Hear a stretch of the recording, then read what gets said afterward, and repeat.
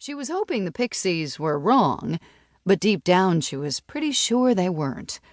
She met her mate's gaze as she answered, "I'm going to follow the trail of bodies." Chapter 1. I need to look at the situation from a scientific standpoint. There has to be a formula. X plus Y equals the birth of a witch. But what is it? And how many lives will be lost before I figure out what the X and Y variables are? Jewel. 4 months earlier. Jewel stared out the window of the hotel room. She hadn't gotten much sleep the previous night. Understandable, considering she'd been dropped off in Los Angeles with no more information than, "Hey, make witches or die." Her mind wouldn't shut off. She thought about Dalton and what he must be thinking and feeling since she'd left him again. She thought about Anna and how she'd betrayed the poor girl by turning her into a witch. She thought about the 2 warlocks who acted more like friends than guards and wondered how exactly they fit into the grand scheme of things. They didn't seem like the type to just willingly follow someone like Volcan. Jewel thought about her mom and whether she was okay. She thought about the other healers still in the pixie realm and wondered whether or not Perry would be able to get them out.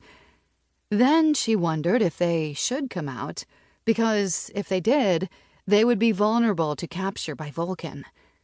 The worries and fears were never ending, and on top of all those concerns, she had to figure out how to turn innocent women into witches. After all, she couldn't just walk up to perfect strangers and say, "I've got a proposition for you. I make you a witch, and then you serve a dark sociopathic fae who wants to take over the world.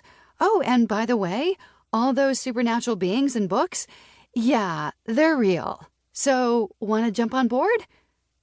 Nope, she probably wouldn't get any takers. "Do you feel it?" Jewel had been so lost in thought that Anna's voice coming from behind her made her jump. "You mean his magic?" "Yes, I can feel it moving inside of me, like it's urging me on." Jewel nodded. "He said it would do that. He said we would feel compelled to make the witches, that the power inside of us was designed specifically for that purpose and would demand to be used." Jewel explained, her gut twisting tighter and tighter as she remembered Volcan's words. "It's a bit annoying," Jewel laughed. "That's an understatement." She heard Anna moving, so she turned around to face her and saw the other girl had climbed back up on the bed and was sitting cross-legged.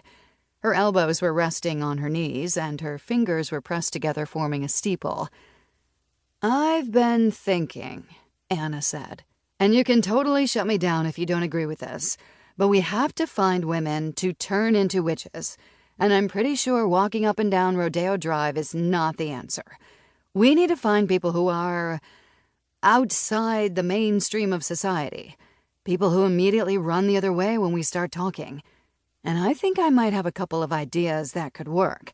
What if we went out to some nightclubs in Los Angeles? I'm sure there are some underground places that cater to a crowd that has different tastes than the normal high-profile clubs. Maybe in one of these underground places we could find some women who are open to the idea of the supernatural. That's the first idea. The other thing I was thinking was that we could look up some occult shops. A lot of the occult shops are owned by self-proclaimed witches, which we obviously know now can't possibly be true. But maybe we can work some sort of angle with them." Jewel let out a breath she hadn't even realized she'd been holding. "Anna, you're brilliant." "I'm pretty sure you're the genius in the room," Anna replied. "Maybe in some ways, but sometimes I miss the simple answers because I'm too busy trying to overcomplicate the issue," Jewel admitted. "Don't be too hard on yourself, Jewel," Anna said gently. "You've been through a lot in the past few months. You can't expect your brain to function at its full potential when it's under such a huge amount of stress."